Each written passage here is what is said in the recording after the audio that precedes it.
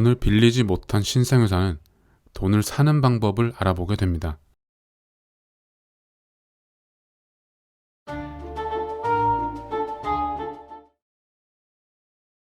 돈을 파는 시장에는 돈을 빌려주는 시장과 마찬가지로 이미 돈을 팔려는 투자자들로 가득합니다.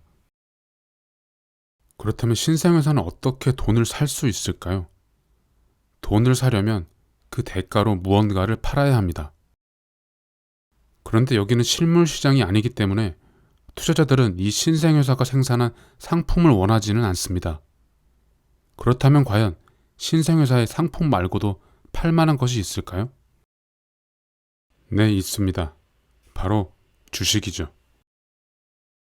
신생회사는 주식을 추가로 발행한 다음에 이 주식을 투자자에게 판매하는 방식으로 돈을 살 수 있습니다.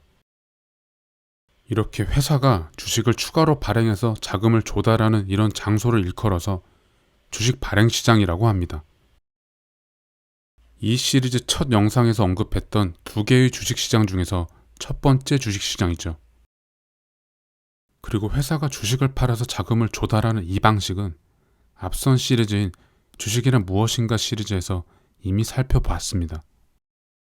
회사를 설립할 때 주식을 발행해서 자본금을 조달하는 방식과 같은 방식입니다. 회사가 이 방식으로 주식 발행 시장에서 돈을 사게 되면 회사를 설립할 때와 마찬가지로 당연히 이 돈은 회사의 자본금이 됩니다. 회사 입장에선 이 돈보다 좋은 돈이 없습니다.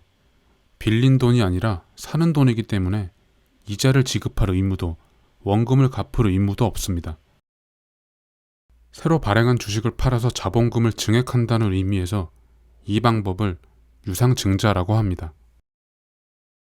만약 주식 발행 시장에서 유상증자를 성공하게 된다면 신생회사의 자본금이 늘어날 뿐만 아니라 다른 변화도 일어나게 됩니다. 주식의 수량이 증가하게 되고 주주의 수도 늘어나게 됩니다. 그런데 이 방식은 기존 주주들의 반발을 불러올 가능성이 있습니다. 왜 그럴까요? 애초에 자본금이 1억 원이었던 이 회사에 유상증자를 통해서 1억 원을 추가로 조달하기로 했다고 해보겠습니다. 그럼 우선 회사는 주식을 1억 원어치만큼 추가로 발행해야 합니다. 주식 원래 가격인 한 주당 액면가 500원을 기준으로 발행한다면 추가로 20만 주를 발행하게 되겠죠. 이 주식을 투자자에게 1억 원에 팔면 회사는 1억 원을 추가로 조달할 수 있게 됩니다. 그런데 문제는 새로운 자본금이 투입된 이후에 변하게 될 신생회사의 지분구조입니다. 이 회사의 전체 주식수는 20만 주에서 40만 주로 늘어나게 됩니다. 이렇게 되면 기존 주주의 지분 비율은 각각 70%, 20%, 10%에서 그 절반인 35%, 10%, 5%로 떨어지게 됩니다. 반면 새로운 주주의 지분 비율은 무려 50%가 됩니다. 이렇게 기존 주주의 지분 비율이 떨어지게 된다면 기존 주주는 이사 선임권과 같은 경영권을 새로운 주주에게 곧바로 빼앗기게 되는 셈입니다. 과연 이런 상황을 원할 주주들이 있을까요? 게다가 이 주주가 신생회사를 여기까지 이끌어온 창업자라면 과연 이런 상황을 받아들일 수 있을까요?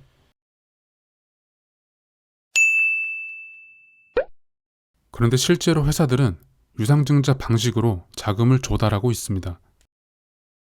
그 말은 기존 주주들도 유상증자 그 자체에는 동의한다는 의미입니다.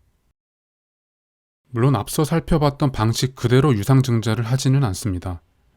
앞서 살펴본 방식대로라면 당연히 기존 주주들이 동의하지 않겠죠.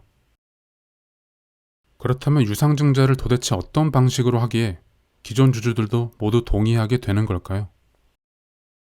하지만 그보다 앞서 더 근본적인 물음이 하나 남아 있습니다. 이런 신생회사에 투자를 할 투자자가 과연 있을까요? 만약 있다면 이 투자자는 누구일까요?